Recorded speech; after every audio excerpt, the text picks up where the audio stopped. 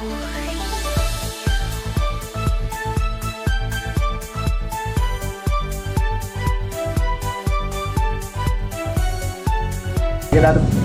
baik teman-teman, kita udah sampai di tempat sampah ya. Nah di sini itu sudah tempat sampah ya. Tempat sampahnya itu sudah ada berbagai jenisnya. Di sini ada untuk jenis yang merah itu untuk jenis sampah plastik, dan di sini yang hijau itu untuk jenis sampah kertas, dan yang terakhir ini untuk yang warna biru itu jenis sampah logam kaca gitu. Jadi sudah ada jenis-jenisnya sendiri untuk sampahnya gitu. Jadi tersusun rapi biar sampah yang daur ulang, sampah yang tidak bisa daur ulang itu sudah ada tempatnya sendiri gitu. Baik, sebelumnya assalamualaikum warahmatullahi wabarakatuh. Kami di sini akan mewawancarai Desa Wisata Sukunan bersama dengan Ibu siapa? Ibu Endah sebagai pengelola Desa Wisata Sukunan ini. Nah, jadi perkenalkan dulu ya Ibu, kami dari mahasiswa UNU Teknik Elektro.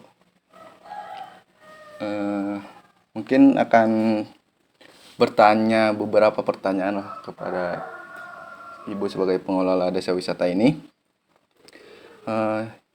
Yang pertama mungkin sejak kapan sih desa wisata ini dikembangkan menjadi desa wisata? Desa wisata ini kan memang berdirinya tentang pengelolaan sampah ya. Nah kalau pengelolaan sampah sendiri kita memulainya tahun 2003. Kemudian dengan adanya desa pengelolaan sampah yang terus berkembang, makanya kemudian kampung kami mengusulkan menjadi desa wisata lingkungan Sukunan. Nah itu dicanangkan oleh beliau Bapak Bupati tahun 2009. Berarti dari 2009 itu? Iya, untuk menjadi desa wisata tahun 2009. Berarti emang awalnya dari pengelola sampah? Iya, kalau dari pengelolaan sampah memang udah dari awal 2003. Oh, dari awal justru. Iya, justru yang sampai sekarang pun yang yang terkenal ya pengelolaan sampahnya. Hanya kemudian biar lebih lagi diberi nama desa wisata, karena biasanya kalau sudah menjadi desa wisata itu orang kemudian sudah mempunyai daya tarik tersendiri, karena desa wisata, bunyi desa wisata itu sudah punya daya tarik sendiri. Hanya di tempat kami merupakan desa wisata edukatif, jadi untuk belajar. Berfokus pada pengelolaan sampah ya, Bu? Iya. Berarti emang daya tarik utama dari desa wisata ini ya itu pengolahan sampah itu. Pengolahan sampahnya. Kalau untuk potensi alam yang ada di desa wisata ini sendiri apa ini? Ya menjaga lingkungan itu, karena kan kalau wisata tentang alamnya di sini kalau tidak kita kelola, tidak kita rawat ya nggak begitu menarik, karena kan di sini sudah merupakan kampung yang penduduknya sudah mulai padat, sehingga alamnya sudah mulai banyak berdiri rumah-rumah itu. Baik. Untuk dampak terhadap perekonomian ya itu sih bagaimana Bu? Untuk dari pengelolaan sampah ini, dari kegiatan ini ya memang bisa mendongkrak perekonomian di masyarakat, karena dari pengelolaan ini ya banyak yang kemudian kita menghasilkan uang. Jadi dari yang pengolahannya, kemudian alatnya, hasilnya, dan lain sebagainya. Jadi intinya apa yang kita dapat ya ekonomi dapat, ekologinya juga mendapat. Baik.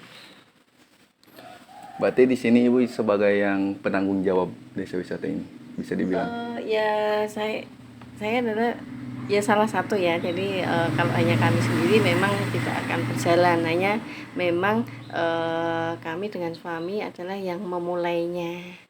Nah kemudian karena sambutan masyarakat bagus ya akhirnya ya kita kelola bersama.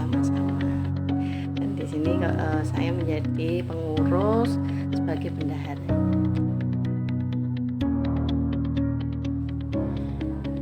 Oke, selanjutnya di sini sama saya Agnesia Putri Triana.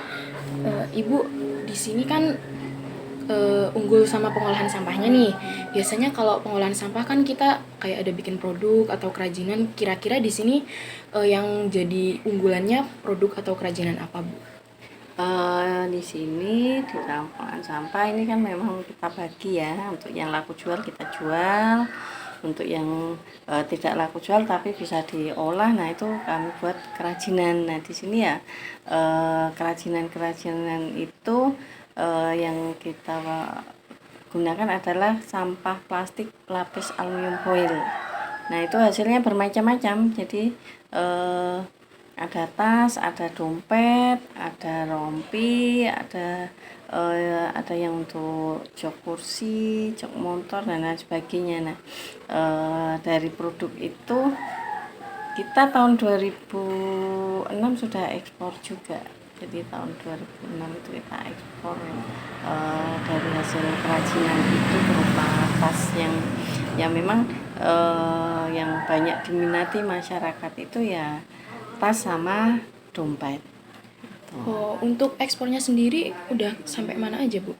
Ekspornya sampai di Australia sih, Australia, yang kemudian juga di Malaysia juga pernah. Hanya memang tidak eksis setiap ini karena kemudian kalau yang di Malaysia itu begitu yang di Australia begitu mereka tahu kebetulan di sana ada warga Indonesia yang tinggal di sana. Nah mereka kalau pulang beli ke sini baru kemudian dibawa ke sana. Oke.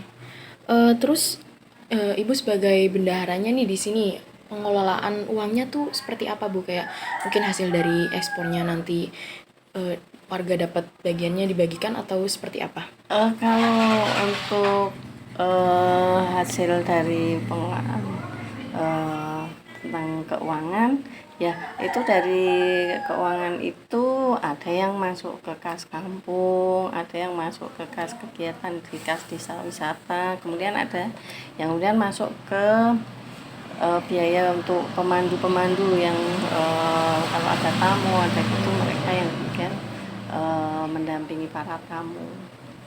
Oh, jadi memberdayakan warga sekitar juga ya, Bu? Iya, memang memberdayakan warga sekitar. Jadi kami berdayakan masyarakat karena kalau tidak seperti itu nanti program akan berhenti. Jadi kita memang berbasis masyarakat sehingga berganti kepemimpinan berapa kali itu program tetap jalan. Oh, sudah berganti kepemimpinan Iya, berulang sudah kali? berulang kali. Di sini ganti kepemimpinan sudah berulang kali. Karena kita memang sudah mulai dari tahun 2003. Jadi sudah ini sudah ke tahun ke-21. 22. Iya, 22. Iya. Nah, besok tanggal 19 itulah yang pas tanggal 19 Januari itulah yang kita canangkan menjadi apa ya? Pengingat sebagai ulang tahun itu tanggal 19 Di tanggal 19 Januari. Iya. Kemudian untuk tantangan atau kendalanya nih, Bu, dari awal berdirikannya ini sampai sekarang kira-kira apa, Bu? Tantangannya ya karena di dalam pengolahan sampah ini memang prinsipnya mengubah perilaku ya. Yang tadinya hanya buang, yang kemudian kita harus mengolahnya, memilahnya, menempatkan ke tempat yang semestinya. Nah, itulah yang tantangan terberat kami, mengubah perilaku mereka yang tadinya ini harus memilahkan, Mengubah kebiasaan. Iya, jadi makanya kemudian kami juga akhirnya membudayakan